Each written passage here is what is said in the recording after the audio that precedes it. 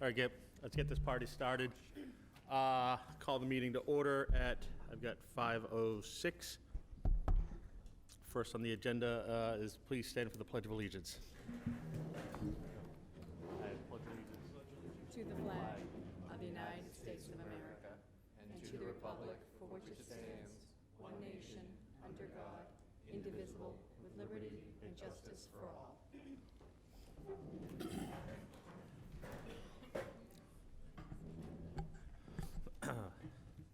All right, at this time, I'll open the floor to any citizen comments. Moving on, we are going to do day 2 of our budget workshop, and I'll hand it over to Dr. Kuchenberger to get us going. Great, thank you, David. Good evening, everyone. Just want to welcome you to part 2 of our tentative budget workshop. Tonight, the leadership team is prepared to present to you several of the other departments that you did not hear about yesterday, and we'll talk a bit about the objectives in just a moment. But before we get started, I wanted to just provide some feedback on the feedback that you all provided yesterday at the end of our workshop. Yesterday we asked ourselves what worked well about the workshop and what could we change or improve. And so some of the comments were that we liked and appreciated the level of information and felt that it was just right, just the right amount for public digestion. We also found it helpful to get budget information directly from the source, meaning the principals and directors who spoke specifically about their individual budgets yesterday. We appreciated everyone's hard work and collaboration, and even got some feedback today from one of our community members who was in the audience who echoed that appreciation. We liked the use of the clip bar and enjoyed and valued the addition to the budget process. Having the detailed, broken down presentation made it easier to digest. And all of this is really good news for us because we've been really intentional about the way we're communicating the budget and thinking about all the different ways that we can present it to the community so that it's accessible for everyone. Some people will really like the line item budget and will analyze it in that way. Others may appreciate the new investment proposal document, and others may enjoy viewing the workshop and the other ways that we've been communicating. So our intention is to really be diverse in our delivery so that everyone can understand what's in the budget and what's not. So thank you for that feedback. And then in terms of things we could change today to make the workshop more effective was to make sure that the workshop is aired live.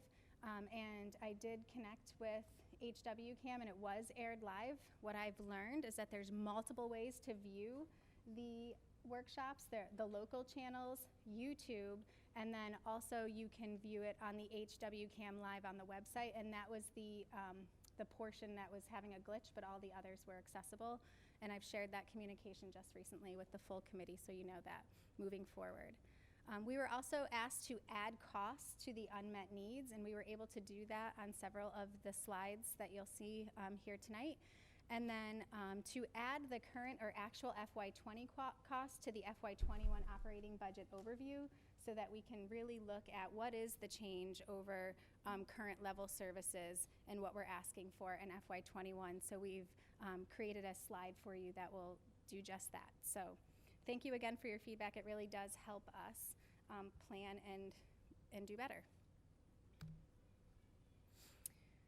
So same norms, same protocol for tonight. I won't read the norms to you, but just remembering that these are the same norms that we use as a leadership team when we come together every other week, and we also use these in our bi-weekly cabinet meetings. This really helps us keep our work focused and reminds us why we come together in the same room so that we can make the most of our time. The protocol, again, tonight will be 2 departments will present, and then they'll each have 20 minutes to share both their FY20 return on investments and celebrate some success. They'll share with you what's in the FY21 proposal, and then also the unmet needs, while you're jotting your questions and noticings until after both presentations have been completed, and then we'll open the floor to any questions. And leadership team, you are also invited to have questions and comments as well if you think that adds value or creates clarity. And then we'll have a couple breaks in between so that folks can stretch their legs if we need to. So some of our objectives for today is to continue our time with the school committees so they can deeply understand what's in our FY21 tentative budget. We are going to look at the FY20 return on investments and go over what we've included in the FY21 budget proposal and what is not included in it. And hopefully you guys can leave with some talking points and critical messages that you can share with the community. So this again is just a preliminary operating budget overview. We went through it yesterday, but again, just starting at the top, our overall operating expenses for FY21 is approximately $39 million, which represents a 12.48% increase. From there, you remove our expense offsets and our revenues, and you're left with the net operating budget of approximately $32.9 million, which represents a 13% increase to the assessment to the towns. So upon request last night, we've added this slide. You can see that FY20 approved operating expense budget was approximately $34.9 million, but in all reality, our level service today is approximately $36 million, which is an actual increase of 9.15%, but in reality, we're only approved for 5.6%. This is mainly due to the deficit we're facing today, which is approximately $300,000 in new staff, which includes the benefits. This includes the new pre-K teacher and the new kindergarten teacher, as well as 3 new TAs. In addition to that, we have approximately $406,000 in out-of-district tuitions and another $107,000 in special ed transportation. All these numbers combined is what gives you the reality that we're facing today at approximately $36 million. So if we were to receive this budget in FY20, it would, in all reality, the FY21 proposal we are putting forward tonight would mean an actual increase of 8.8% instead of the 12.4%, which is required because of the money we didn't receive in FY20. The other thing I would just point out is when you're looking at the dollars to dollars, if you look at FY19 to FY20 approved, there's about a $2.3 million increase there. And if you look at FY20 reality to FY21 proposed, it's about a $2.6 million increase. So again, just trying to illustrate that the ask isn't completely out of norm had we had a proper budget in FY20.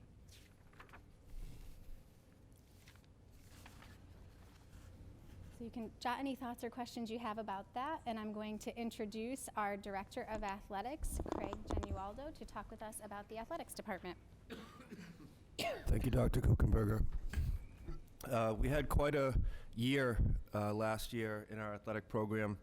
For the first time in a while, Hamilton went and won the Cape Ann League Highland Award, which represents overall excellence in athletics.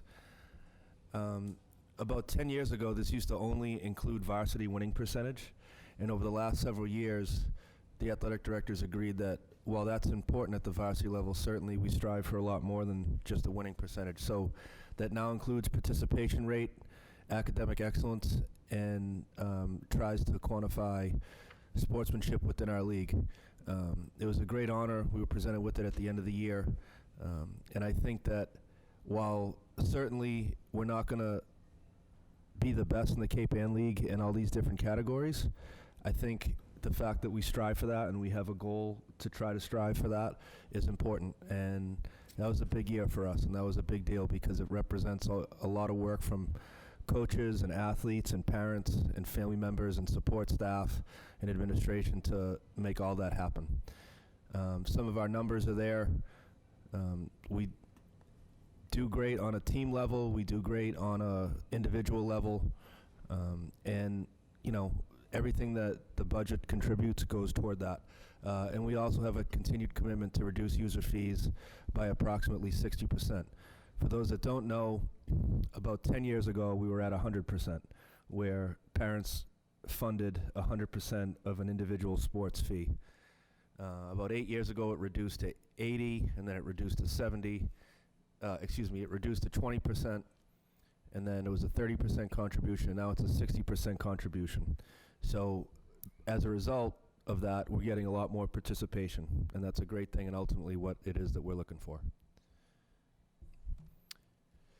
This year's budget includes a replace and repair line item, which has never existed before. So what that means is when we came to school this year and our volleyball equipment had been stored in that temporary container outside the gym, we had a volleyball, some volleyball stuff that had mold, had been in disrepair, and we had no money to replace it. There simply is no money. There had never been money set aside for big equipment. And so this year's budget includes a line item for that. There's two major things we're hoping to purchase with that. One is new volleyball equipment. We were able to cobble together some money this year and get some of it, but we really need a whole new net system that can properly and safely support officials and players. We're also looking to get some field netting. What that means for any of you that know our campus, on our back fields, where varsity soccer and lacrosse for boys and girls practice, and where the sub-varsity teams play, the back of the field is butted up right against a fence which goes into the woods. Every time a ball goes into the woods, which is about 24 times a practice, there goes a kid hopping into the woods. We did have a Triple E thing after a certain time this year, and it just doesn't make sense every time a ball goes over there, which is often. It slows down practice, it's unsafe. So we've wanted these things for years, and now that we have this new line item, we're hoping to get some new field netting to prevent that situation. It also includes money for off-site field rentals. We've talked about, and we'll continue to talk about, I'm sure, the state of our athletic fields. They're in complete disrepair, and they're not usable. It's not even that they're not safe, you just can't use them. So in order for our teams to have any type of practice or any type of game schedule that's somewhat consistent, we have to rent off-site facilities. This includes Gordon College, Endicott, St. John's Prep, and all these other places, just so once a week in the early spring we can hold a practice, or we can have an early season home game. And so we do have some money in the budget for that. We have several cooperative agreements where we're the guest. We ski at Manchester, we wrestle at Salem, and there's one more, and I'm choking on it. Girls hockey. There's girls hockey at Marblehead, thank you. And so previously we had not had any money to subsidize those athletes that play their sports at other schools. So this budget includes money to contribute 60% of whatever user fee the other school charges to those families. Based on the higher participation rates, which we talked about, we've added JV2 girls basketball, which is formerly known as freshman basketball, but it's the third level of basketball. We've also formally added JV boys and girls tennis teams to the budget this year, and those had never been budgeted for in the past several years. So we now have those again, and that's great. And it also keeps up with the standard 2.5 increase for things like buses, officials, all of our trainer stuff, and so it allows us to do that as well. Some unmet needs, of course. The first and biggest one is our athletic facilities. We have the absolute worst facilities in the Cape Ann League, and it's not close. Pentucket's getting a new high school, so they'll have lights on their field. We'll be the only team that can't play it. We'll be the only team in the league that can't play a night game. We're one of two schools that don't have tennis courts. Us and Newburyport. Newburyport lost their boys program, they believe, in part because the boys just didn't feel like hopping in their car and driving 5 miles to tennis courts.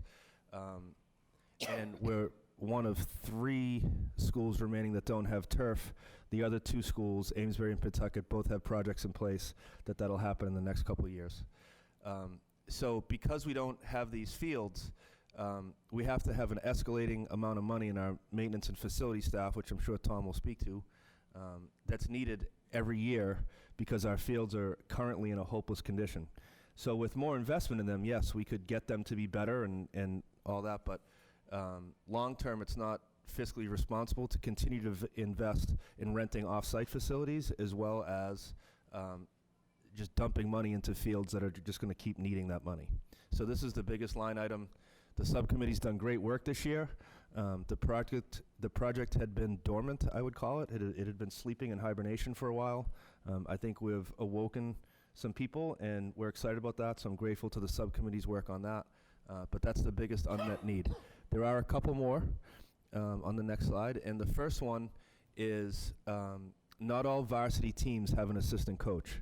Some do right now. It tends to be the sports with either a ton of kids or that are high-impact, contact, violent sports where injuries are more likely to happen. But not every sport has a varsity assistant. To make sure that the remaining varsity teams that don't currently have a coach get an assistant coach, it costs $54,000, approximately 32 of which would be district funded. The other 22% would go into the user fees across those sports.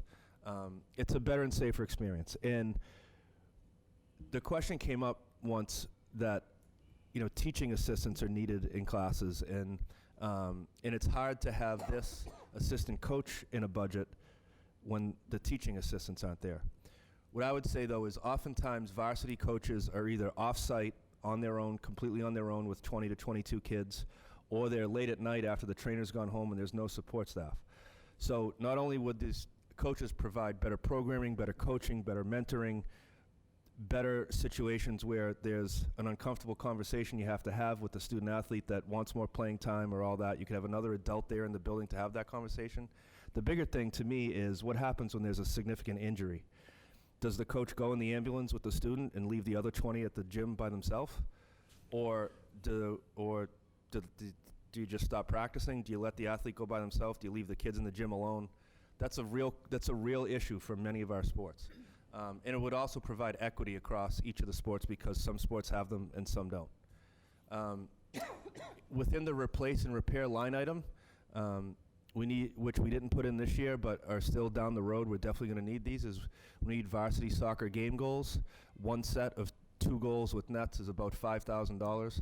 The ones we have are not unsafe, they're just getting old. And so eventually they'll be at a point where they're either rusted or they break or whatever. But we'll need 1 set of those in the future. Each year, the gymnasium floor in the middle school, high school gets retopped, refinished, but it needs to be brought down, sanded. I believe that has not happened since we put the floor in 1999, and we need to do that at some point.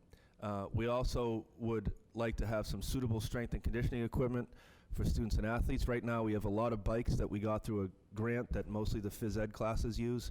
There's really no strength and conditioning equipment for higher level athletes that are looking to train and get better. So they have to rent gym memberships and go off site, and we'd like to have the kids at school together with our coaches rather than being out individually on their own. And that's it.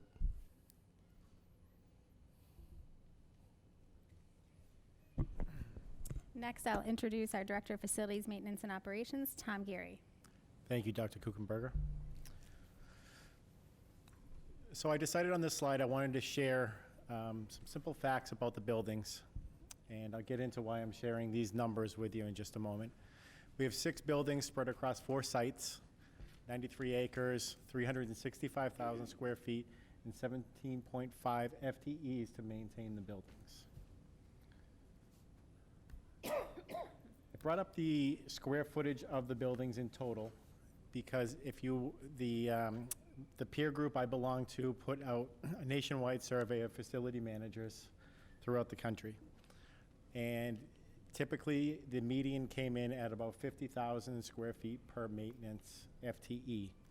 And with 3 maintenance techs on our team, we really should be staffed at 7. If you could go to the next slide. So in order to make up, because people ask, why do you need to contract out services if you have in-house maintenance workers? And we augment the maintenance team with outsourcing specific trades to make up for those 4 FTEs that we don't carry on our books. So in the FY21 budget, we have included funding to improve the care of the natural turf fields until we can realize a synthetic turf project. We will also look to improve the safety, functionality, life cycle, and aesthetics of our learning environments, both inside and outside. Our budget also allows us to improve preventive maintenance by utilizing the contractors I alluded to before, specifically in the areas of our highly valued assets such as boiler, HVAC, and roofs. And finally, we are looking to improve our cleaning operations by standardizing products across the district and using environmentally friendly products. We have to be careful of what we're putting into the landfill and also into our wastewater systems.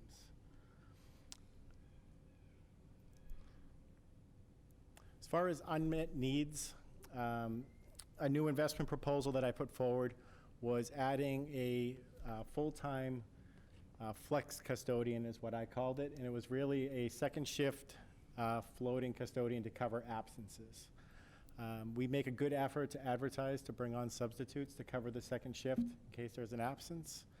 Unfortunately, a second shift it starts at 1 o'clock, so it's tough for a lot of people with full-time jobs to take on that part-time job. I feel that would reduce spending in overtime and also reduce sub-costs. Also put forward cleaning equipment to properly clean our restrooms, disinfect, and create safer restrooms for our students. Ultimately, the goal would be to reduce absences due to sickness and also cost avoidance with any employee injuries because it reduces the reach and slips and falls for custodians. I should bring to everybody's attention that we have some major contracts that expired this year that were put into place roughly 3 to 4 years ago, such as our landscaping and field maintenance contracts, our electricity supply, our natural gas supply, and our snow plowing contracts.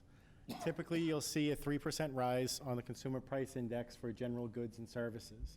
In the construction industry, since 2017, you've seen that almost triple just because of the sheer amount of building and the demand for construction services.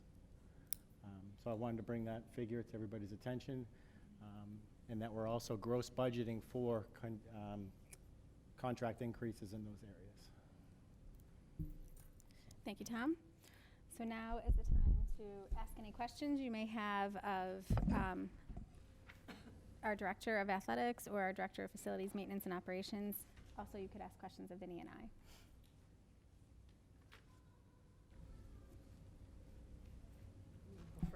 Right. Thank you, Tom and Craig, for that presentation. Craig, you mentioned the container that the equipment was stored in. Is that an issue that can be solved? I mean, was there a leak in the container? I'm just thinking. So it's a two-pronged answer, in my opinion. One is we just don't have enough storage space to put things, so the fact that we're storing things outside in a temporary container is tenuous anyway, just to start with. It had never been an issue before. I don't believe there's anything happened specifically this year. The equipment was old. It might be worth looking at the container itself. It's been sitting out there since I started here. The container itself might need to be looked at. I don't think it affected other phys ed equipment that's stored in there. It just seemed that the padding specifically was affected in the netting. Okay. Thank you. And you mentioned the sports netting to retrieve. Yes. That's also a lost cost. Because I know from baseball, half the kids, they look for 3 seconds and they can't find. So there's equipment that's right. lost. So luckily, a lot of, most soccer players at least have their own soccer balls in addition to what we provide them. They're a little more likely to go in there and find their own $50, $60 soccer ball. If it's a baseball or a lacrosse ball, they give it the cursor, yeah, coach, I tried, and then it's gone. Right. So, yeah. And you mentioned Triple E, but there's tons of ticks, and this is where we live. So as a district, I mean, it is up to the student athlete to be aware of their surroundings, but we're letting them go into tick-infested areas. We wouldn't let them go into a school that has, you know, That's Tick part, infested, that's a so- big part of the issue, yes, without Okay. question. thank you. You're welcome. Craig, how many of the assistant coaches are funded by a booster? That's a great call. So far, so it varies each year because it just depends on what the boosters have. I was thinking about that while I was saying it. So far this year, there have been there have been 6 approved booster-funded assistant coaches, where the boosters donate money to the school committee accepts, and then they become a district employee with that money. So I don't, of those 6, I believe only 1 was full-time, and the other 5 were .5. Yep. And so I don't know what the spring will hold yet, but Right. for the fall and winter, it was 6. And then how many of the sports have a booster group? They all have one. They all do. Oh, interesting. Some Okay. are a lot more active in fundraising than others. From the school's perspective, each sport has a booster contact that I work with, that we work with, and the coach works with, and we kind of all help communicate as best we possibly can. But the fundraising piece really varies by sport. And how many years, Craig, have the boosters been supporting assistant coaches? Do you have a rough So idea? the formal process began last year. The spring of 2018 was the first year that we formally had the setup where they would donate money to the. This is my 8th year. Before that they would just give the coach whatever, but that's happened since I've been here at a minimum. Thank you.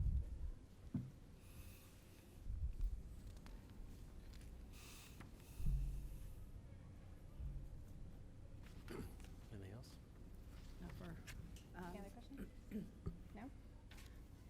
Well, I did want to point out with the facilities, right, that this is your operating side, and it's not inclusive of the capital side. So I just want to make sure that the audience knows that there will be likely a additional capital request, just so that we're being transparent about that.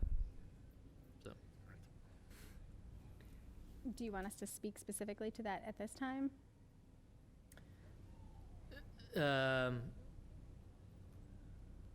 if you're prepared to, I don't know. I don't want to put him on the spot. Well, while Tom's pulling up a slide, I will say that one of the things, Tom just started with us in October, and one of the things that he was charged with doing is sort of assessing the state of the facilities and updating our 10-year capital plan. And so he has done that, looking at, what are some of the known projects coming down the pike, with security coming to the top of the list very quickly. And I'm sure if you talked with any of our administrative assistants who are supporting the front office, or even our students, they would share with you that they also feel a sense of urgency around us addressing some of our security needs. So that was one of the key findings, but I'll turn it over to Tom so he can fill you in more specifically. Thank you. For the FY21 capital budget, we propose the following projects. We have the security infrastructure improvements, phase 1 of 2. In order to meet the budget that we were directed to come in under by the Capital Finance Subcommittee, we need to break that project up into 2 phases. First phase will include access control, security cameras, and communications, getting those key pieces in place.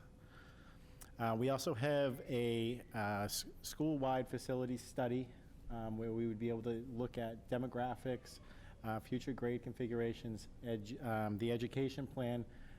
All of those items will be required if we're invited into the capital pipeline from the MSBA for a school project.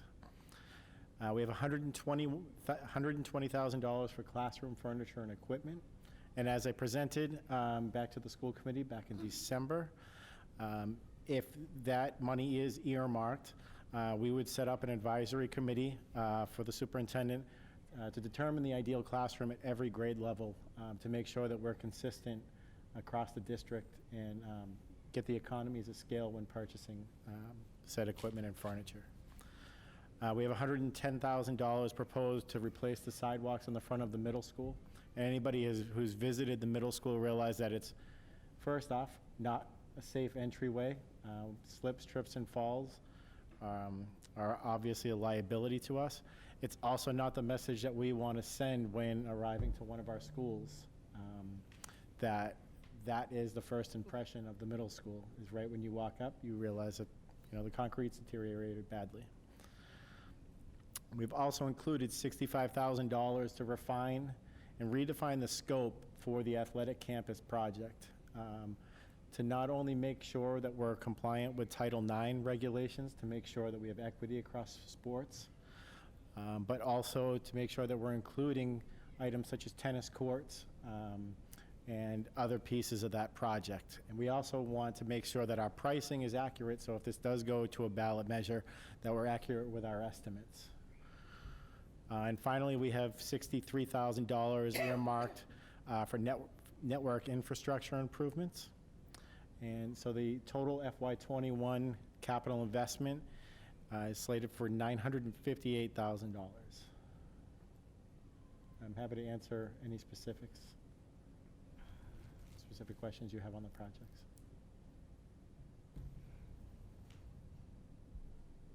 None. Okay, I finally found the document just as you wrapped up there. You go first. I just sent you a note to say, make sure that this sort of makes it into the accessible stuff. Yeah. online. One of the things that we're working on, it might even be already ready, Janelle was working on it today, is putting all of our budget documents up on our website. And then once that's ready, we'll send it out to the full school committee, the leadership team, both FinComs and both Board of Selectmen, so everybody has access to it. You mentioned about some contracts that are ending in a few years, and so you said on average 3% increase for some, and construction cost was how much? Well, typically, what I say is the CPI for goods and services not outside of construction is typically on average of around 3%. Since 2017, you've seen construction be triple that amount, right? So we've seen increases as much as 8 to 9% a year in some areas. So where our contracts will be bid out for FY21 to start in FY21, we're gross budgeting some of those costs Okay, without knowing what the true numbers are going to be. okay. Thank you. If that answers your question. Thank you. I guess it's a known unknown that we have going into FY21. Okay.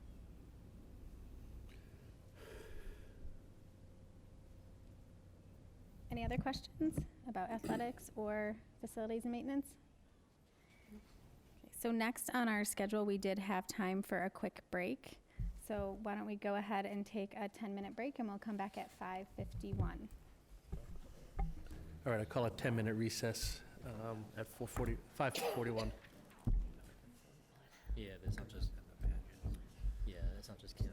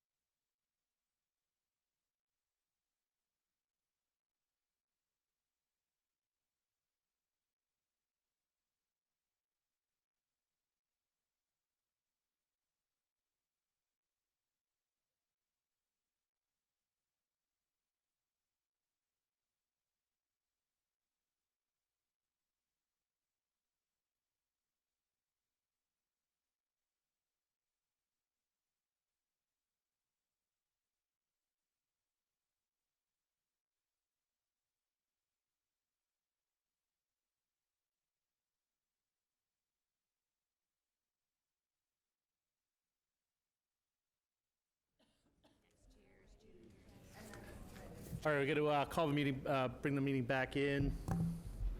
Yeah, we need to. 5:52, minute late.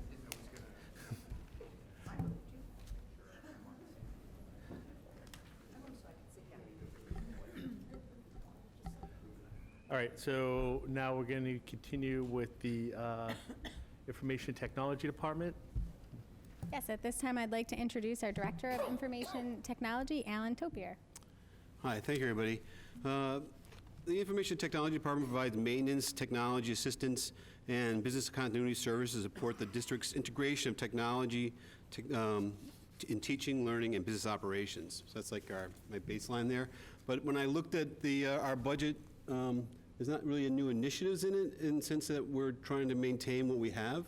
But it broke down to me in several ways, and that's like the utility of technology, the life cycle management of technology, and the risk management of technology. I think that I speak about technology as utility. I think it is important, it is an important utility that it's hard to not be in this room without lights. It would be hard not to be in this room without technology too, because it's running many aspects of what's happening right now. We're looking at the board, as well as the heating system and a number of other things. So it's ubiquitous in our school system. It is used every minute of every teaching day and every business day, and it is part of the lifestyle of the school, teaching, learning everywhere. So I'd just like to talk about what that utility looks like. We have some 2,280 plus or minus devices in the district under our management. Those are like 137 PCs, 544 Macs. Most of those are laptops, 1,000 iPads, and 600 Chromebooks. We have 244 learning environments. We're fitted out with projectors or displays, sound systems, areas that are for teaching and learning. We also have 1,900 active mailboxes. I think some of the statistics about the mailboxes would be interesting. I'll get to that in a moment. I will get into it now. So last month, in the 30 days previous to that, our email, we received 140,000 emails for the district. And of those 140,000, we actually read 93,000 of them, right? The average reading time is 1.1 seconds. But we actually opened them up and looked at them, and put them aside. And we composed and sent, or we at least sent, 24,000 emails. So it's a lot of time. It actually comes up in industrial, like in the business workplace, about 20% of our time is spent doing that. And actually, we come fairly close to that. And when we look at the time spent on things. We printed last year, the previous 12 months, 4,359,000 plus or minus impressions of sheets on our 16 copiers, 113 network printers. That's a lot of printing. It comes across as like a lot of paper. It actually comes out, because we use our equipment defaults to dual-sided, we actually purchased and used 3,885,000 sheets of paper to do that printing. There's some good things about the printing. We only did about 7% color, which is less than most organizations use. Most organizations use 10 to 15% for color. We were only around 7%, and we were actually down 9% year over year over the number of impressions we did. So they weren't used as much as in the previous 12 months. The next line item is 13.1 terabytes of internet traffic ran across our firewall in October. That's our peak month. We average around 11.1 terabytes a month during year-round, and that considers that in the summertime there's almost no use. Some of that can contribute to the machines checking in with the mothership and getting OS updates and things like that. But a lot of it is email, movies, YouTube, real research and activities, time spent on Google.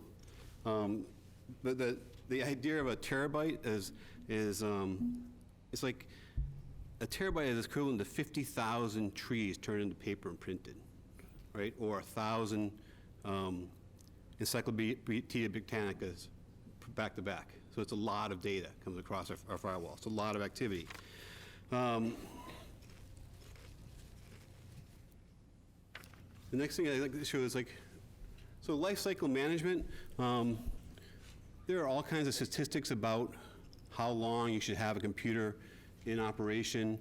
I call it in production, not operation, because some organizations at the end of its 3 or 4 year period, they'll turn it over and get rid of it. We don't. We repurpose them and put them into use at a different location. About 41% of our computers, mostly laptops, are over 5 years old. Good point about that is that 59% of them are under 5 years old. But 5 years old is at the edge of the useful life of or at least production life of a laptop or computer. One of the biggest contributors to having that having a positive number, like less than 5 years, is that the one-to-one program provides 435 devices that are every 4 years are turned over and removed from our system. So that actually boosts our newer devices. But we have 1,329 devices that are less than 5 years old, and 953 that are older than 5 years old.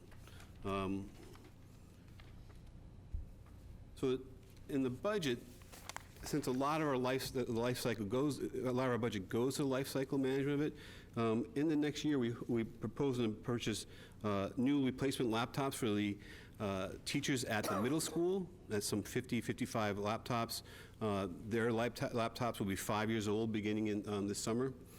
Replacing the elementary school iPads in each classroom. Each classroom level, first grade, second grade, third grade, has 10 iPads assigned to them. Those are now 5 years old. They should have been placed a year ago, maybe 2 years ago, and their batteries are now, they don't work appropriately. They don't provide enough life. They'll die after 3 or 4 minutes or 20 minutes, depending on what activity they're doing. So their functionality, they become functionally obsolete because their battery is no longer viable. And then we'd like to replace the Apple carts. Each elementary school has a cart with approximately 22 to 24 Apple MacBook Airs in them. Those are now in their 9th year or their 8th year of use. It'll be 9 years in the new budget year. They should be replaced, and we're proposing to replace them actually with Chromebooks, a cheaper device. It fits into the elementary school makeup of how they use devices a little better.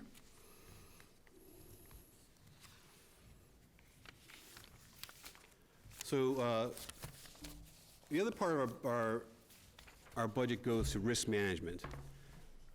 It's hard for me to talk about how we manage risk in a public forum, but there are risk factors that we face every day. Phishing, which is the biggest one. The first 5 of these are from COSIN, which is a educational-based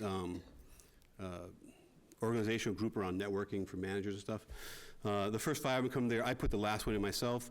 But phishing is our biggest way that cyber attacks are started. Ransomware, the 8 Massachusetts ransomware attacks in 2019. There were 159 across the whole country last year that specifically targeted educational institutions and municipalities. So, and most of those came through a phishing attack that launched malware that ends up being ransomware on a device. It's a big threat to organizations in Atlanta, or as a Baltimore Cameron, one of them spent more than $20 million trying to fix their problems. It is a big issue in most IT sectors that we're worried about. DDoS attacks, these are easily launched against people, usually using IoT devices nowadays. DDoS attack is a denial of service where you can't get anything done because there's so much information being thrown at your network connection. The last one they're doing data breaches, the loss of personal identifiable information. Those three are big threats. I think we do a good job at managing all those right now. If the NSA cooperates, we'll be doing a good job against them. Sometimes they're not. And then in the bottom there, it says catastrophic failure. So to me, the catastrophic failure part comes to the life cycle management piece.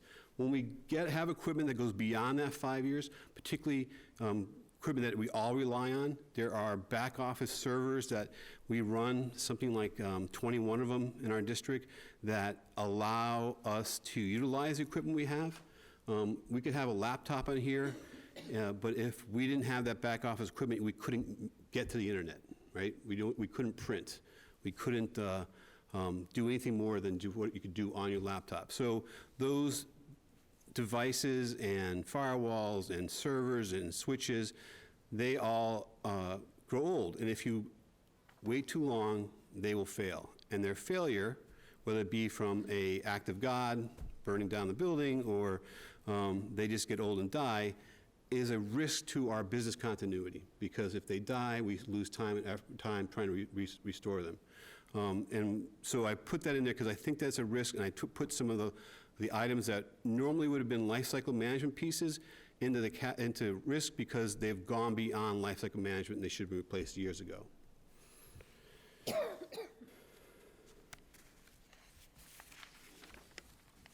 So on the last slide, this is how our expenditures, if you looked at our budget and you went through and you drew a little U, L, or R next to each line item, as I have them in my thing, they break out this way. 40% for the utility, that's like the software that we use to run the district. We have, I don't know, something like 40 software packages that we run regularly. Some are very large and used every day, like our SIS and our Active Directory and our Budget Sense.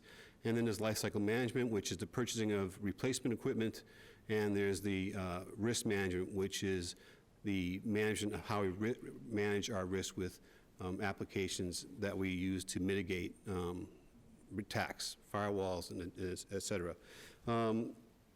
The risk management is a little bigger than normally because I've taken, as I said before, things that should have been in life cycle management and put them in a risk that we have in this current budget, $32,000 for a new virtual environment for our servers, and also a new backup and recovery system, a more modern backup and recovery system that was required to speed the recovery from any of those catastrophic failures.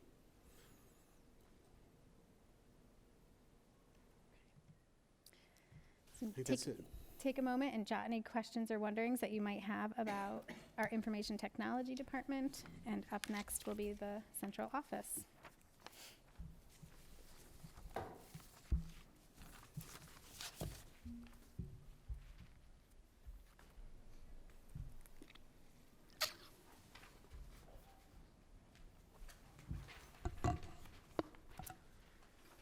So we'll start first by talking about FY20 return on investments and celebrating success. So I think one of the things that the FY20 budget has allowed us to do is recruit and hire 12 district and building level employees.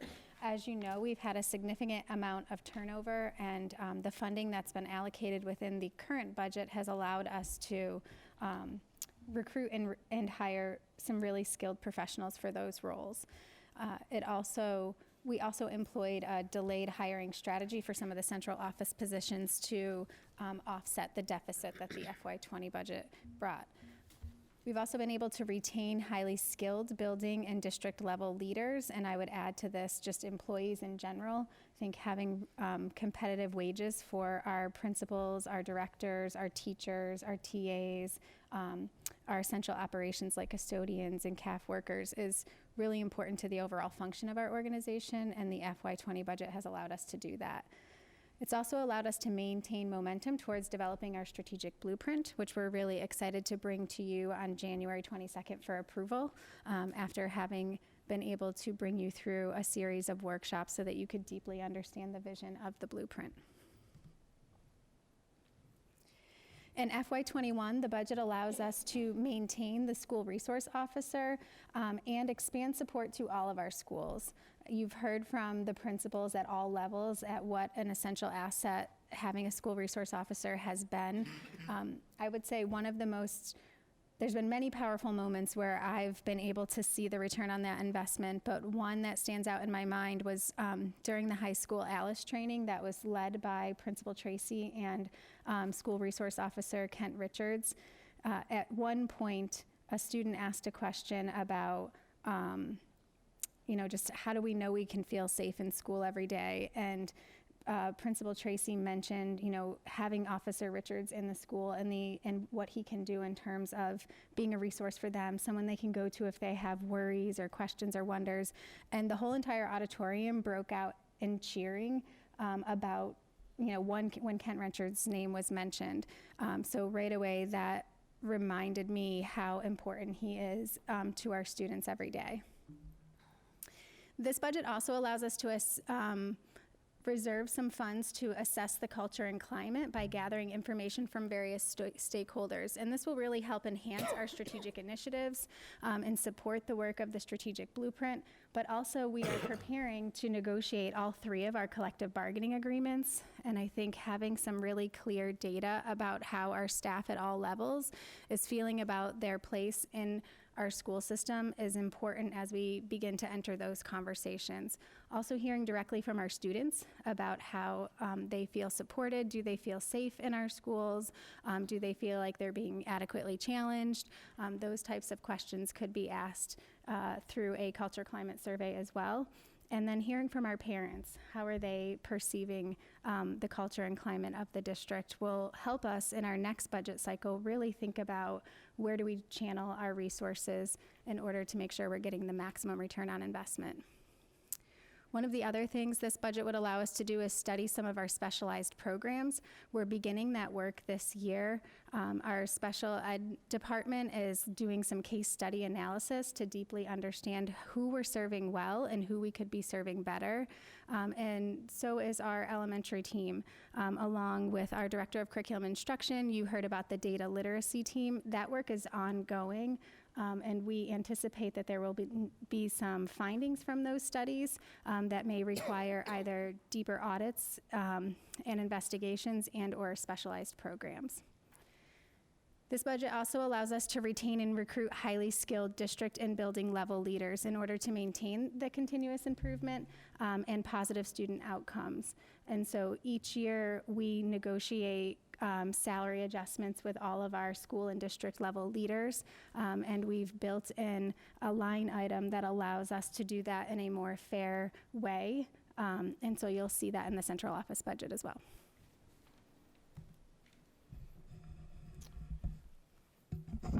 So the central office really has 2 unmet needs. The smaller one being our unemployment benefits. Currently under Massachusetts law, someone on unemployment benefits can collect around $830 a week for 26 weeks. This means one unemployment person has a potential liability of just under $22,000. Our current budget for unemployment is $25,000, covering us for only 1 incident. We have raised this to approximately $60,000.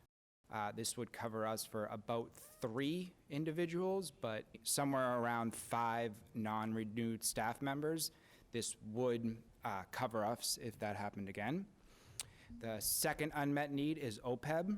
Now, the best way I can explain this is the future cost of health insurance for retirees. So as the baby boomer population continues to retire at a rapid rate, they will be backfilled with younger employees, but it will ultimately increase the cost of our health insurance. That, combined with a 7 to 9% industry average on premiums, results in a large cost of health insurance in the future. So under Mass law, we have to recognize this future liability. It is calculated by an actuarial auditor, and our last OPEB report put our liability at approximately $35 million. Now, it is not a requirement today to fund this, but There is talk at the legislative level to make it a requirement to fund it, and last year, the original ask was $250,000, but it was stripped out of the FY20 budget, and we are not currently recommending for it to be placed in the 21 budget, only because of so many other unmet needs and higher priorities. So now we're happy to entertain any questions, hear any comments or noticings about information technology or the central office budget. Alan, I know we have issues at the high school, middle school with the phone systems always being down. Does this budget, FY21, include any upgrades or solutions to those issues? No, it's be a capital That's right. expenditure. Okay, thank you. That system is close to 20 years old now. 20 years old? Okay, thank you. Are the phones covered under the security capital?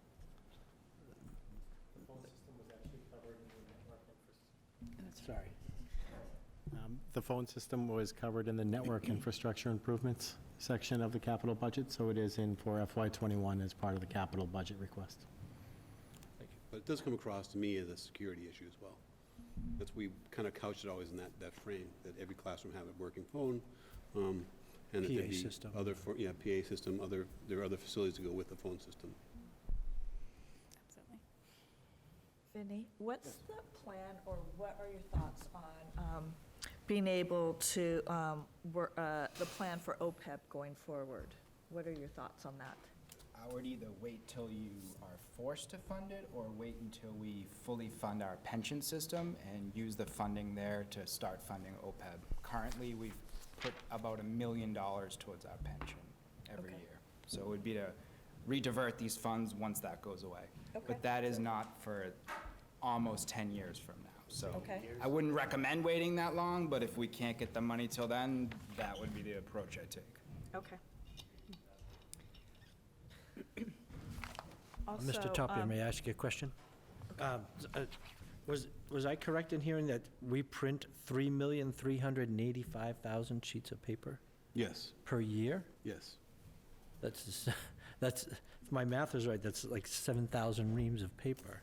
Yeah, it's like 2,000 sheets per kid, Wow. per student. And Yeah, do we so have to pay to recycle all that when it hits the, Well, the recycling is a whole different animal in itself, and I can't really speak to about that, but we have recycling bins everywhere. yeah? The machines work pretty steadily all the time.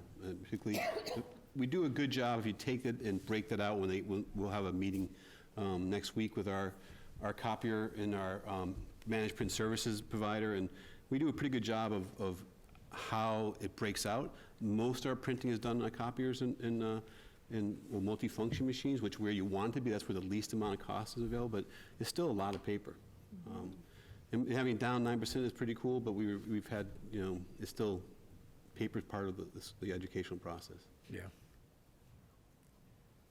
I'm, Thank you. sorry. Sorry. No, yeah, I just was thinking. Sorry. We know the SRO was supposed to be funded by Hamilton, and they've worked, you and the town administration has worked out. I just want to stress the importance of an SRO, that none of us in this room, and I think anyone that's over 40, has never had to deal with the possibility of dying in school by the hands of a classmate. And that's the reality of our students in our both towns, and I think if we do not fund that, we are fooling ourselves, because we live in a bubble, we do, but it's not a complete bubble. So just to put in reference, the juniors in high school right now were in 4th grade when Sandy Hook happened. This is all they've known. And these kids, this is their life. And we think it's nothing because we don't experience that, but for them it is. So you cannot put a price on a student's safety. Okay, so that's my 2 cents. As far as the SRO, did I hear you right that you're going to expand it so Bucher will be part of the SRO, or no? Right, so this year, the SRO position has been funded by the Hamilton Police Department. And so this FY '21, that responsibility transfers completely to the schools, and so we basically are purchasing his support and services for 182 days. Our students are in school for 180 days, but that allows him to be on site on opening day and those sort of things. So the expectation is that then we would have, all schools will have equal access. Wonderful. I think we need that continuity. That's, Bucher was missing that piece. I have something maybe a little bit off, but to ask about the budget. Sure. Do we have money for the pending case for Palmieri? Is that in the budget or the status? I'm just saying, do we have to increase or what? Yeah, I don't think that this is the right form to talk Okay. about that.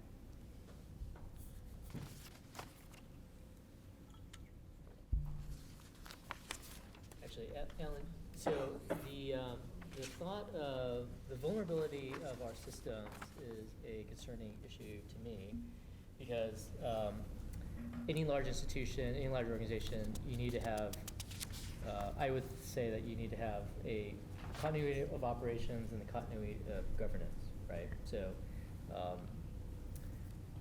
governments usually are required to do COOP and a COG.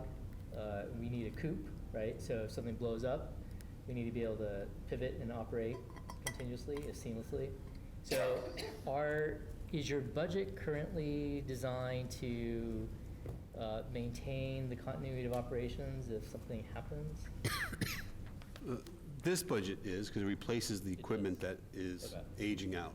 Okay. So, as I said before, we have some 20 servers that are running our operations.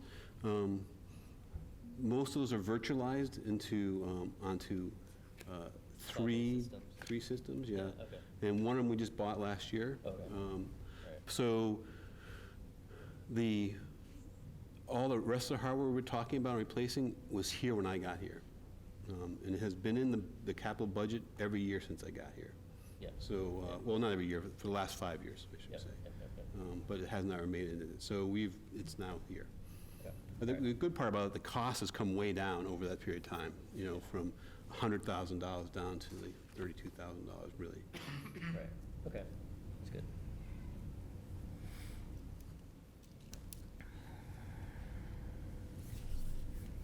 Any other questions about central office or IT? I'm sorry? Any other questions or comments? Did you say administration? We could ask it for administration? Just central office or IT? Yeah. Well, no, sorry, central office. Could you, I know you've made efforts to streamline the central office. You consolidated some positions. Could you just talk about where you found savings there, and if we could find any more savings in the central office? Trying to take that out. That was with the payroll position. We currently combine the payroll position into HR and under the district accountant, and that will continue for FY '21 as well. So that was two positions, but were they part-time positions? It was one full-time position that we eliminated. And then we combined 2 part-time HR positions and brought on a full-time HR benefits and payroll administrator.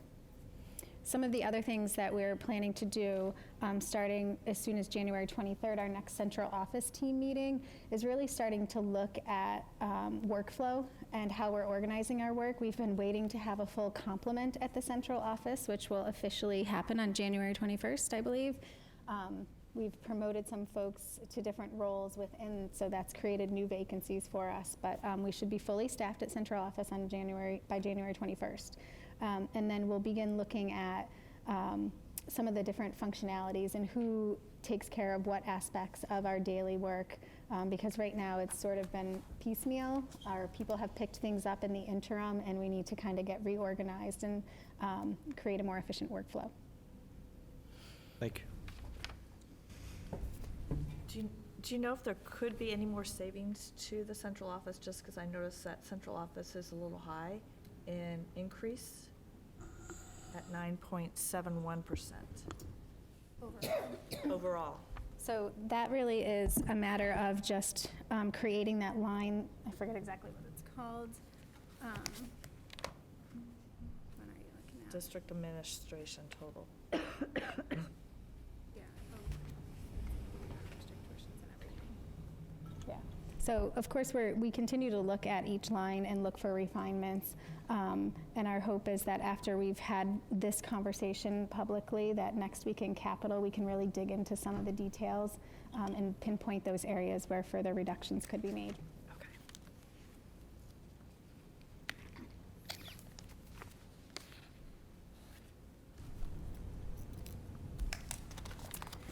Okay, so we did have another break built into the agenda. Are folks feeling good to move on to our last section, which is student services? Or do we need the break? Not I. Everybody's looking good? You guys good? All right. So with that, I'll introduce our, not our interim superintendent of schools. Don't mean to scare you, Stacy.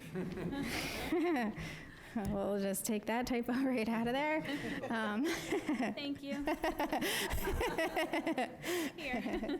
Our Director of Student Services, Stacy Busick. Thank you, Dr. Kuchenberger. I'd also like to introduce Maureen Smith, who is our elementary special education coordinator, and Lindsay McGovern, who is our secondary special education coordinator as well. They are two administrative positions within the department. Thank you. So looking at our return on investments in terms of the FY20, circled back to FY19 because it was in FY19 where we added some positions. We came in FY18 requesting additional staffing to support a language-based program at the high school. And we also had requested additional staffing for an intensive learning academic support program at the high school. At the same time at the high school, we also added a therapeutic learning center. However, at the time, we looked at our caseloads and our current staffing, and we reallocated an FTE during that time period. So currently, with our FY19 programs, we're looking at the positive impact of 60-plus students district-wide, and you'll see that as we drop down into the other levels and what we've added. But if you look at our numbers, we have been progressively increasing in supports between the three programs.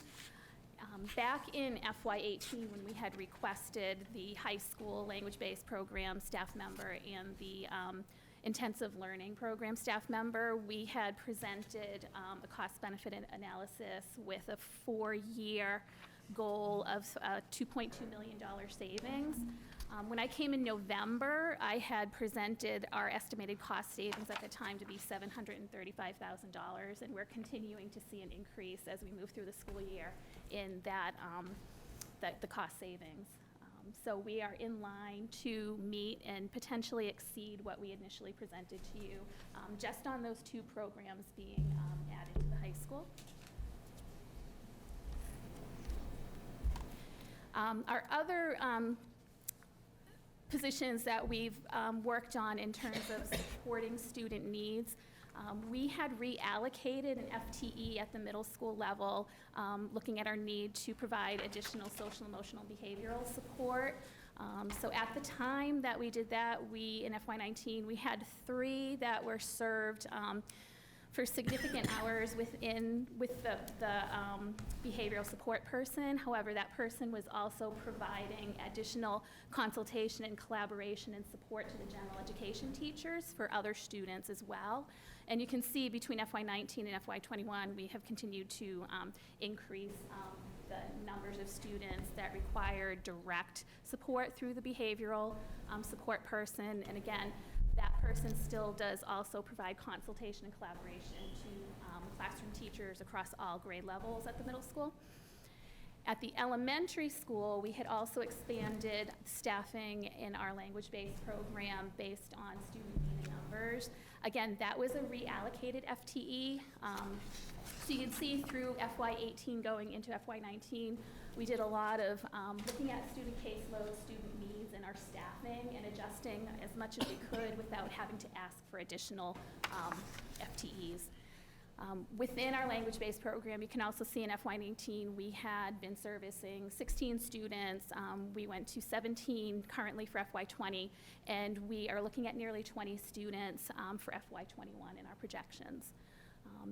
Our other return in investment that's been ongoing at all levels has been the creation of in-house ABA providers for our students requiring some home services. With developing our in-house program, we are cutting our costs in half compared to what we would be contracting out for. We also have worked between FY19 and FY20 in providing additional training to staff in specific programs such as visualization and verbalization, LIPS training, because we had been contracting out for those services for students who were requiring that additional programming. So we've been able to reduce our contracted services through having in-house staff that can provide those trainings. And then we've, of course, have been ongoing hiring and maintaining highly qualified teaching staff. As we have had staff retire or move on, we've been really looking at who we're hiring in and also adjusting the staff we have into positions that better match their strengths with our student needs. They're constantly reviewing that. The FY21 budget that we've presented does allow us to increase in district staffing to continue to develop programming and support our student learning needs and also enhance staff practices. So some of the things that we have asked for is an in-district BCBA or board certified behavior analyst. We currently contract out for that at a cost of $130 an hour. So what we are looking to do is decrease our costs of contracted services while enhancing our services in district and better supporting our students and our staff. So again, we're looking for a higher level of support across the board. We're looking to have more availability for staff consultation, modeling, training, assessment. Assessments for functional behavioral assessments, again, we get billed at $130 an hour for that, and that can run anywhere from 6 to 12 hours. We're also looking to have in-house support with behavior plan development for our students. Another piece to this that we're missing with contracted that's really important, particularly looking at the needs of our students that we have and the additions of students coming in with more needs, is to assist families in accessing outside agencies and resources, so also being able to collaborate with families and help them outside. We did a cost-benefit analysis on this, looking at what our needs are hours-wise and what we are paying for the contracted BCBA. And when we figured in the time, we're currently spending about $88,000 just for up to 19 hours a week of BCBA services from a contracted service provider. When we look at having the availability of someone in district and available all the time to support our staff and our students, and looked at that cost, we realized that we would be saving about $74,000, but also adding additional support that is becoming an increasing need across all levels. We've also asked for a clinical social worker, or an LICSW, and we are looking for that to, again, provide an increased level of support for students requiring behavioral, emotional, or mental health supports, and we're looking at that through consultation, collaboration, modeling, and training. And again, someone who can also assist families in accessing agencies and resources outside. There are two different positions that we're asking for that we're looking to support social, emotional, and behavioral challenges with, and we're asking for the two different ones because each of those comes with a different lens and can better support the needs of our students. The budget also allows us to, for FY21, to add a 1.0 FTE language-based program teacher to the elementary school. Our numbers continue to increase in student needs for that level of programming, but we also want to be able to create another level to the programming that will meet the needs of students who are requiring instruction, language-based instruction within the content areas and across all content areas. And, the reason for doing this is to ensure that we continue the high-quality language-based program that we have, but also enhance it. We have great staff in the elementary language-based program. We have great staff in our middle and high school programs as well, and we're just looking to how we can meet the increasing needs of our students. The budget is also looking to increase funding for legal services, so it's meeting our increased legal obligations, but also we're looking to provide increased opportunities for more strategic planning and professional development for our staff to meet our increasing legal obligations. More. We have a .7 speech and language therapy position that is still not filled. We've been posting for it. It's been filled with contracted services. We're looking to add another .3 to make it a 1.0 FTE. And the reason for this is to meet the increasing needs of the student population and our referrals. And also to decrease the contracted services. So we're looking to combine a few things in this position. We contract out for AAC communication. So when we contract out for an AAC evaluation for students who need a means to communicate verbally, it's about $1,500 for an evaluation. And currently, we just had an increase in the hourly services. And hourly services in terms of supporting the implementation of an AAC device, providing training to our staff is running about $160 an hour. So in looking for a speech path who has the AAC expertise, it will help us have somebody in district who's more readily available, but also decrease our contracted services. We're also looking to combine our AT position. We had a .6 AT position that's now open. So we're trying to combine all of those technologies with this position. Our ESL teacher, this is still a work in progress, but we're looking to refine our English language program, English language education program. We currently utilize tutors. And because we're utilizing tutors, they're limited by the number of hours. So we're looking at ways that we can increase our ability to cross-grade instructional groupings to better match students who come in their language acquisition levels, while enhancing our abilities to provide collaboration at a higher level to classroom teachers, and also, again, provide some consultative services, modeling, and professional development. And then what we've done with this conservative budgeting in terms of this year is we've kind of reviewed and reallocated our costs. So we've looked very closely at our lines and have made some changes based on where we saw needs and where we saw non-necessities. So we're carefully controlling our expenditures with this budgeting process this year. Unmet needs.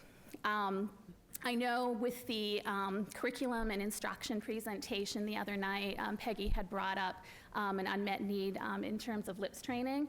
So one of the things we're finding with the budget is a continuous need for funding for specialized training. And it's not just for the special education staff, it's for all of our staff, so we ensure that we are meeting the needs of all students. So one of the things that has been pretty consistent is the need for social emotional learning training and supports for staff, how to support students in crisis within the classroom, and then looking at how we improve on training for Tier 2 and Tier 3 instruction across the board. Space and facilities for program development and expansion continues to be an unmet need. We're really tight in space in the buildings.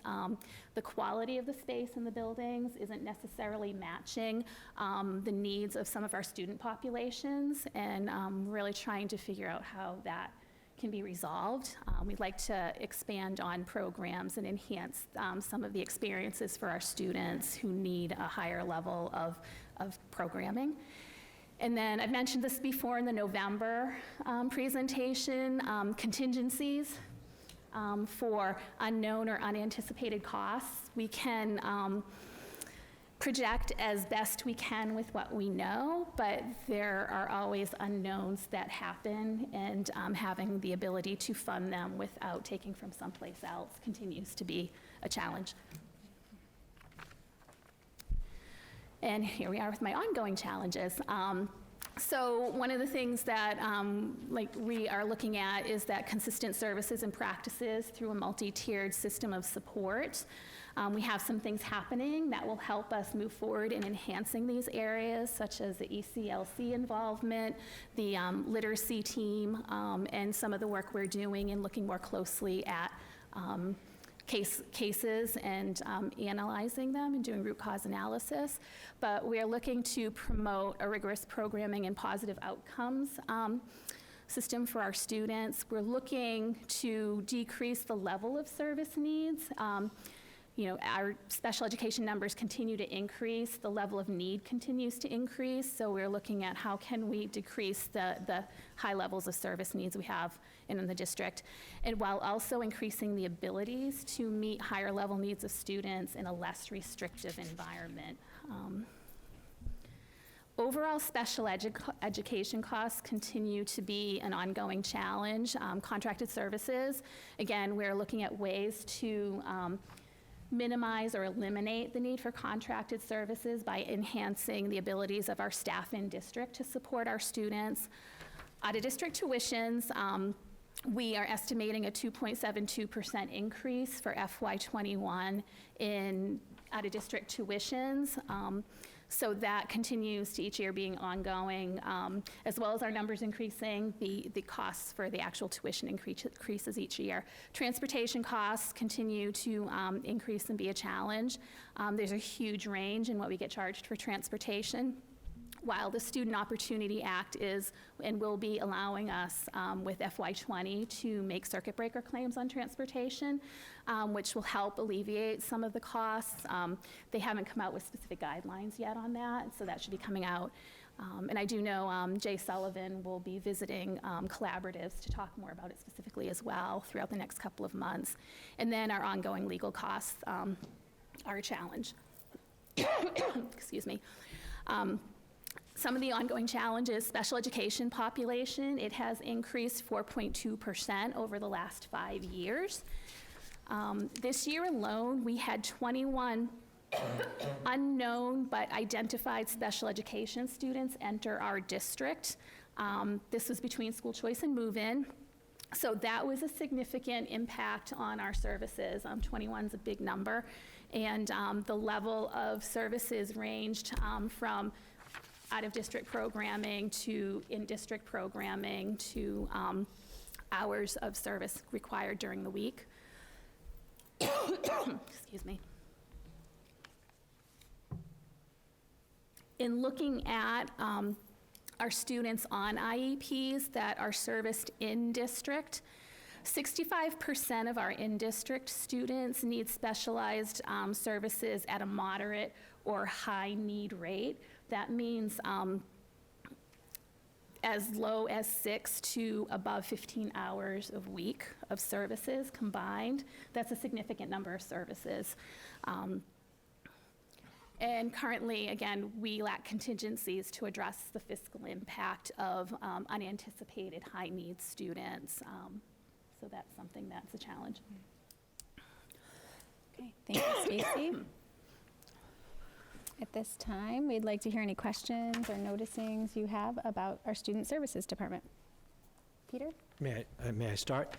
I greatly appreciate you looking at bringing more folks on staff rather than contracted services. Does that save us money, even considering we have to pay for healthcare and things like that? Or? When we do the cost-benefit analysis and looking what the return on investment is, it does in the long run save us money because we're getting more hours. We're also controlling the quality of the staff that are working with our most neediest students as well. So I think it's definitely, it is a savings overall.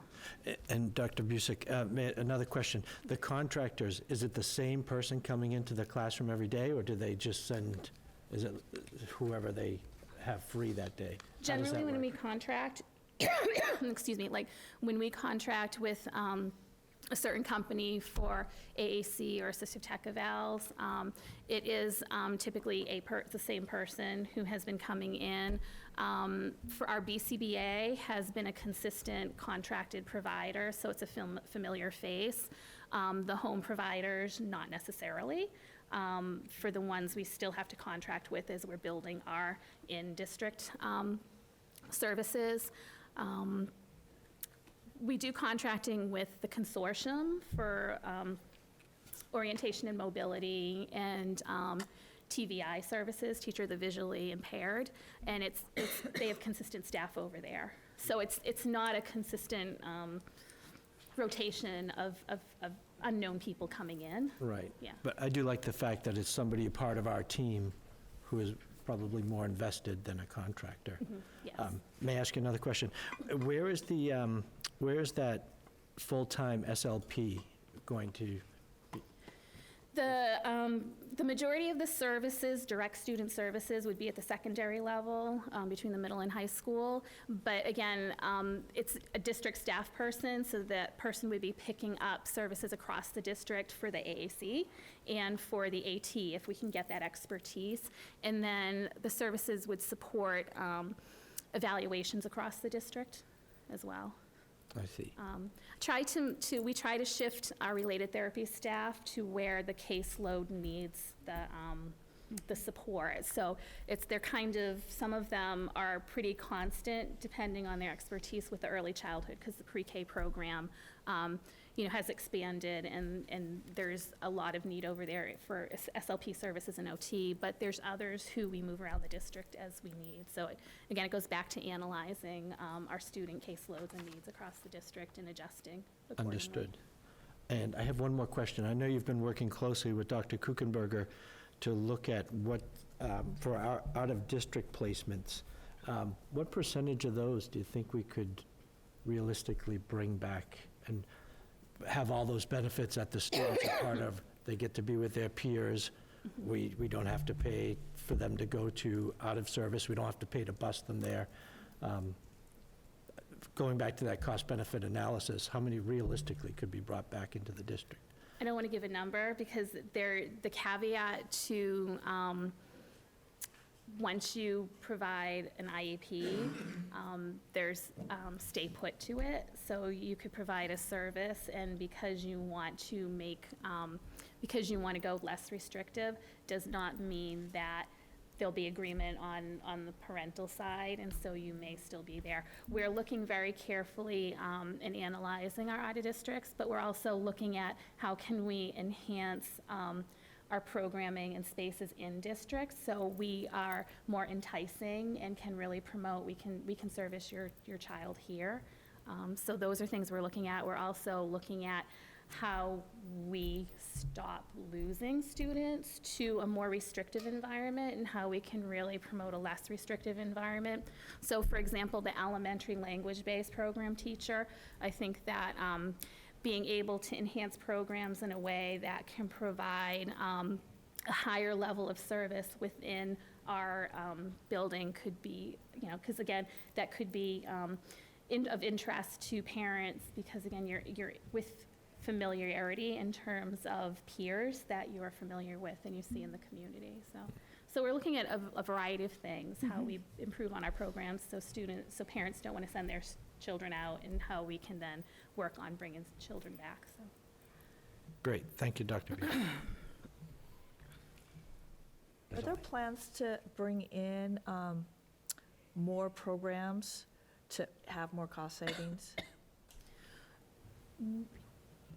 Yes, in terms of we're looking at how we can improve on spaces to increase our support of students in programs. There are, as we look at students we have at the elementary level, we will be needing to develop programming at the middle school level to meet their needs as they're moving up. So we're constantly looking at that. When we had done some reallocation of staffing back in FY19, that's one of the things we looked at was student needs. So we created programming because we knew we had students coming that needed that level of service or that type of programming. So we're always looking at how can we add or realign some of our programming to meet student needs. And one of the things I would just add to that is when you think about adding programs, this is one of those cases where you have to spend money to save money.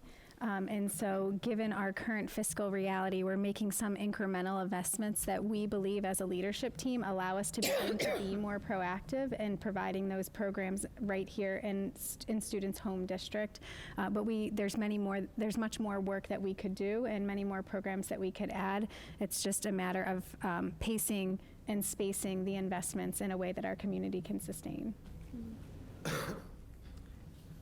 Can you speak a little more about if you were to develop more programs, like do you have the physical space in order to be able to do that? As I had as one of my unmet, it's you the speak a little more about it? space and Yeah. facilities. Our facilities are old. Our facilities are in need of update. There are certain programs for students that require much more individualized spaces to do the work, and we don't have the ability to really create those spaces. I know when we had made some shifting to our language-based program at Cutler, it was a challenge because we were taking up additional classroom space. So when we take up space, it has a kind of a ripple effect across the district as well. So we're continuously looking at that. In fact, we're doing a walkthrough of the high school coming up to look at space in preparation for some program enhancement. And you think we have very large classrooms. We're lucky to have very large classrooms in our elementary schools. But when we're talking about this specialized programming, you're often looking at like six students in a class or even smaller numbers in a class with a higher adult ratio. And so ideally, if you were designing the space, you would design it much differently. But I think that there's a lot that we can do with our existing space if we're able to have some funds available within our facility and maintenance budget to get a little creative. And like Stacy said, we're always looking at like how are our students growing through our schools and are we ready to receive them as they reach each developmental milestone.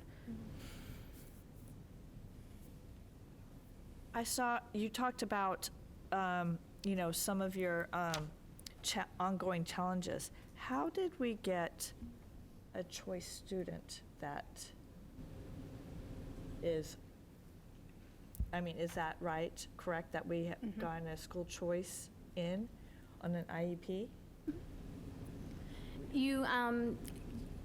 Is the other school district paying for that or no? You do get some return. They're similar to circuit breaker claims. There is a mode for claiming services for students who come into our district through school choice as with an IEP. Doesn't necessarily equate to the total cost of services that we provide. But with school choice, you can't discriminate between special ed and non-special ed in entering a school when parents are requesting school choice. It's important to note, too, that a lot of times parents will try and choose another district that they think would help alleviate some of the services needs. Moving from a larger community to a smaller community might actually help that. So there's a positive piece to it too, in terms of if students are coming into our district, then we're doing something right. If a student on an IEP is coming into our district, we're doing something right. So I don't see it as a negative in terms of if they're feeling confident that we can support their child.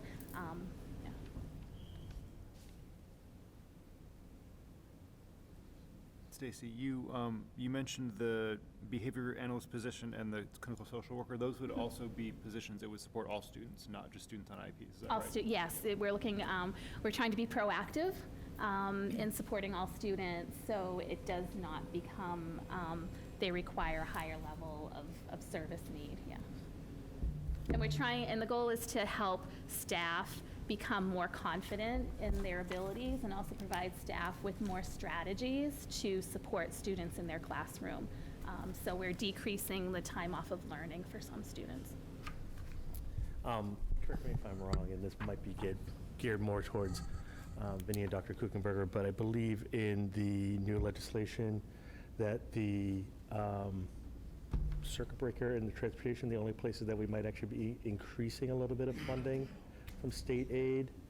Through the Student Opportunity Act you're talking Yeah. about? Yeah, we still, as Stacy mentioned, we don't yet know what the formula will be or what benefit that'll bring to our district. And then in terms of just Chapter 70 funding in general, we're anticipating about a $50,000 increase unless something drastically changes. But I think a lot of those funds are being geared towards the gateway cities. Right. Do you add to that? They're looking for a 4-year phase-in terms of the transportation piece in connection with circuit breaker. Yeah.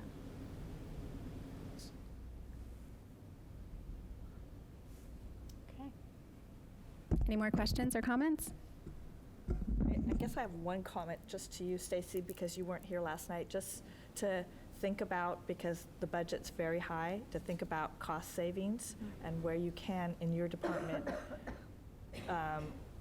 look for some more savings, because it's going to be very hard to bring forth, a 12.5% budget.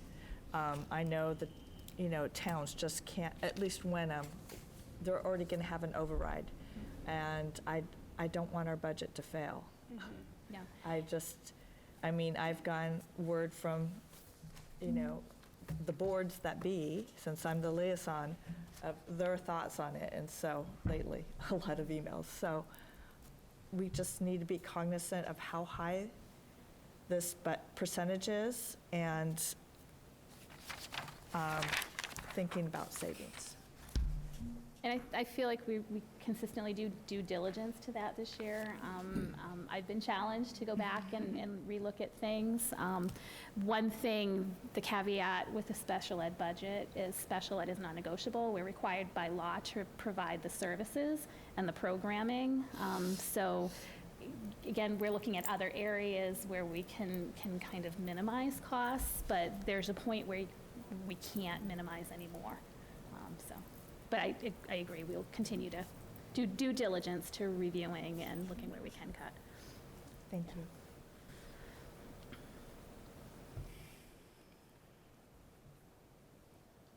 Okay, so we're going to just kind of wrap up by bringing you back to where we started.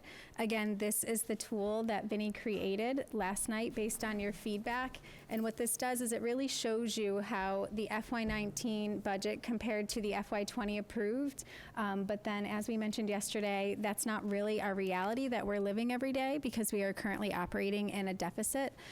So this illustrates for you what would the percent change really look like had we had the budget that we now know that we need. And it adjusts the percent change from the reality to the proposed. And you can see that this is right in line with sort of the annual dollar amount budget increases that we've seen over the last couple of years, right around that $2.5 million. With that being said, this makes sense to all of us. We understand the reason why our budget is the way it is. The reality is that our operating expenses are at 12.5%. And after we consider our expense revenues, our expense offsets, and our revenues, that our net operating budget, as it stands in the tentative budget approval, is a 13% increase over the FY20 approved budget. With that being said, we also are committed to working closely with the Capital Financial Planning Subcommittee to really dig into the budget further and identify any other potential areas of deferment or reduction, so that we can bring our budget to a place that our community can support. Our intention in going through the process this way and bringing to you first our proposal is really to create awareness and make sure that our community is understanding the implications of delaying investments For us, this is a correction year. There's several different factors that are contributing to this very large increase that we're experiencing, many of which are outside of our control. With that being said, we also need to make sure that we're meeting the needs of every single student that comes on our doorstep. As a public school system, we don't get to pick and choose which students we serve well and which students we don't, or which students we don't serve at all. We serve everyone to the best of our ability because they have a right to a free and appropriate public education, but also because it's morally and ethically responsible for us to do so. And one of the things that we're experiencing in this correction year is really kind of like a tipping point.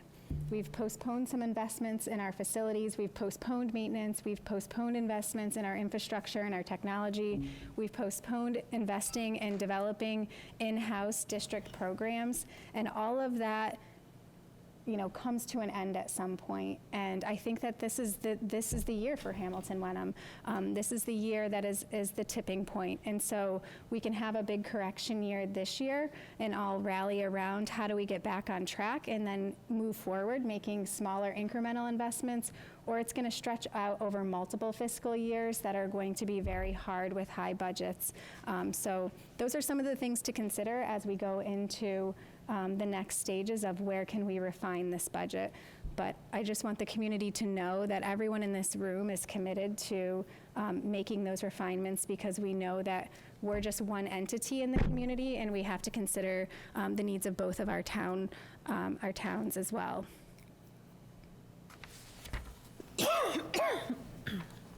So just to remind everyone of the timeline that's coming up, we have several other opportunities, I should say, to talk about the budget.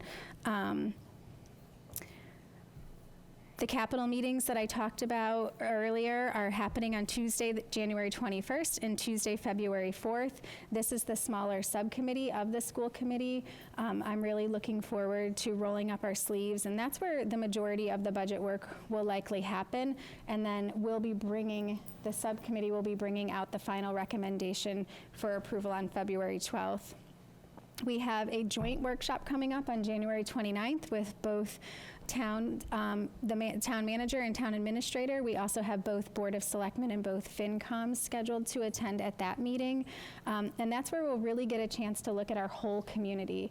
I find myself often saying, we're two towns, one community, as I think about not only the budget process, but just the work that we're doing to collaborate and best serve everyone in the community. We have 2 public hearings coming up as well.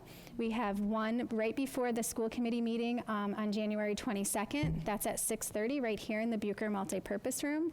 Then our second public hearing will be before the final vote of the school committee on Wednesday, February 12th, same time, same place. And then town meeting is on April 4th, and that is, as you all know, we have 2 town meetings, one with Hamilton and one with Wenham. So that will be a fun and busy day.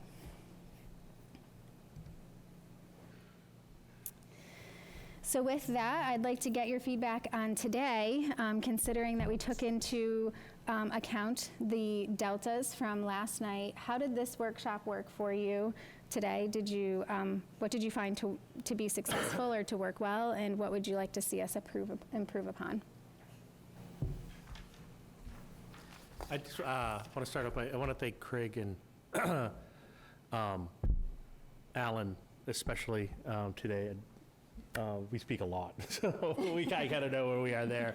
But it was really nice to actually hear it, get a little bit more in-depth into your departments. I don't think I'll ever forget that paper thing. That's going to die with me. So that's just amazing. So I just thank you for your time and really just putting that information together. It was really eye-opening, so I appreciate it. The age of the equipment is eye-opening for me, because computers are designed to fail after just a few years. I just think this process, this is the first time in 6 years at least that I've been on school committee that I've heard from each department the budget. So it's a nice refreshing, as opposed to here's the budget, accept it, and if I had questions, I didn't get any answers. So it was nice to hear from everybody and that this was a process with everybody. Thank you. And I'd like to thank you for all your hours and extra hours beyond just your regular duties, but to come in, and I just know this was a lot of work. A lot of mental bandwidth was dedicated to getting this done. It's greatly appreciated. Can I just say thank you for being open to us coming and presenting? It's good to be able to have the conversation with you and talk about our own budgets and our own needs. So I appreciate that you guys were open to this process. Actually, we've been asking for it. Yeah, I was about to say that. I've been asking for it for, 6 years. Yeah. Well, I'm glad that we can finally do that for you guys. There was a barrier thrown up between the school committee and the administrations. Didn't mean to open up that box. Well, that achieves one of our budget goals of transparency and improved collaboration, so. Is Thumbs up, Helen. it too late to put Vinnie on the spot with a question? Never. I think so. Could I lose the opportunity? It's just of that 13% number, it would help the public to know that a portion of that number is required by law or by contract, et cetera. What percentage does the school committee actually have control over, since it's controlled by law and by contract? So I'd probably have to get that number for you. Yeah. I don't know that off the top of my head. It's just, I just don't see a lot of room for us to, A lot of wiggle room. yeah, I just don't know where, I'm looking for that wiggle room. A lot of it is wrapped up in required obligations. Yeah, that's what I'm trying to understand, and I'm trying to help the public understand that this is just not reckless spending. This is unfunded mandates, this is contractual obligations, this is legal obligations. Good idea for a future slide on what Yeah, is mandatory to begin with.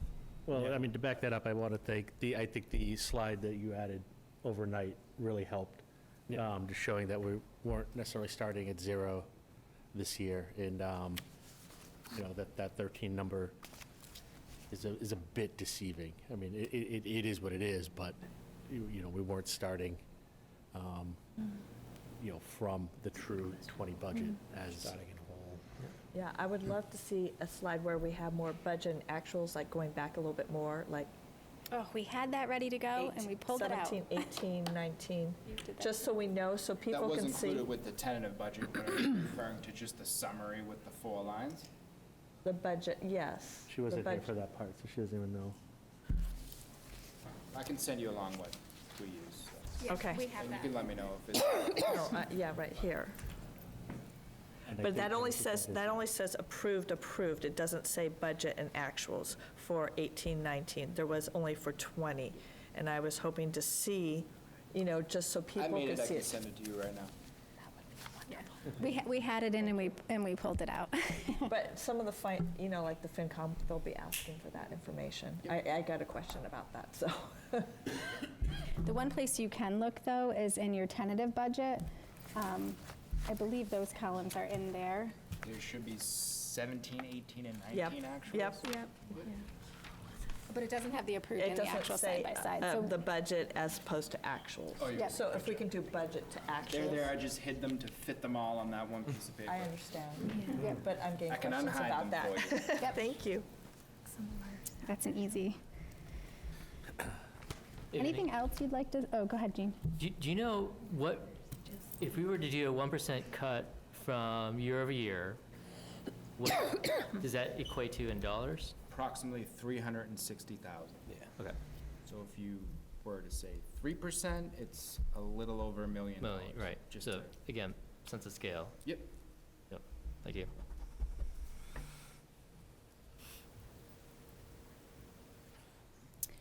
All right, any other feedback or things you'd like to see done differently? No, I'd just like to thank the leadership team for the administration in all our schools. One of the reasons we are an outstanding district is because of the work you do. So thank you. Thank you. Thank you, everyone. And that concludes our portion of the workshop. I move that we adjourn at 7:06. Second. All those in favor? Thank you very much, everybody. Ahead of schedule.